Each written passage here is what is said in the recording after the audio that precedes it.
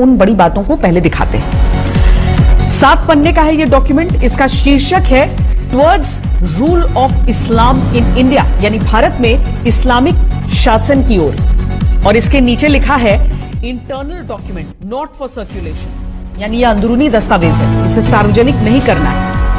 इस डॉक्यूमेंट में क्या क्या लिखा हुआ है वो समझिए। दूसरे पन्ने में लिखा है कि भारत में 9 जिलों में मुसलमानों की आबादी 75% से अधिक है। कभी भारत पर राज करने वाले मुसलमान दोयम दर्जे के नागरिक हैं। तीसरे पन्ने में लिखा है कि इनका ख्वाब है 2047 में मुस्लिम समुदाय के हाथ में भारत की सत्ता आएगी और इसके लिए इन्होंने खुद को 2047 का टारगेट दिया है। और यह दावा किया गया है कि अगर 10% मुस्लिम आबादी भी पीएफआई के साथ आ जाए तो बुज़दिल समुदाय को घुटने टेकने पर मजबूर कर दिया जाएगा।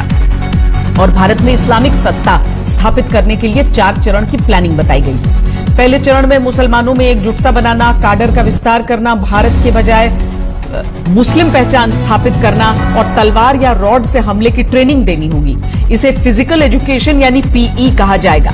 दूसरे चरण में पीएफआई के नेतृत्व में प्रदर्शन करना, दुश्मनों को ताकत दिखाना, दहशत से भर देना, पीई वाले चुनिंदा काडर को हथियार विस्फोटकों की ट्रेनिंग देना, उन्हें सुरक्षा बलों की नजरों से बचाए रखना।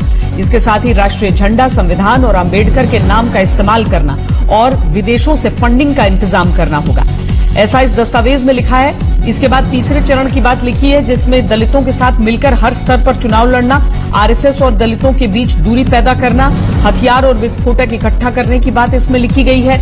चौथे चरण में पीएफआई मुस्लिम समुदाय का एकमात्र नेतृत्व होगा, दूसरे मुस्लिम संगठन दरकिनार कर दिए जाएंगे। तब तक 50% दलित पिछड़ा जनजाति वोट बैंक साथ आ जाएगा, पार्टी राष्ट्रीय स्तर पर सत्ता में आ जाएगी।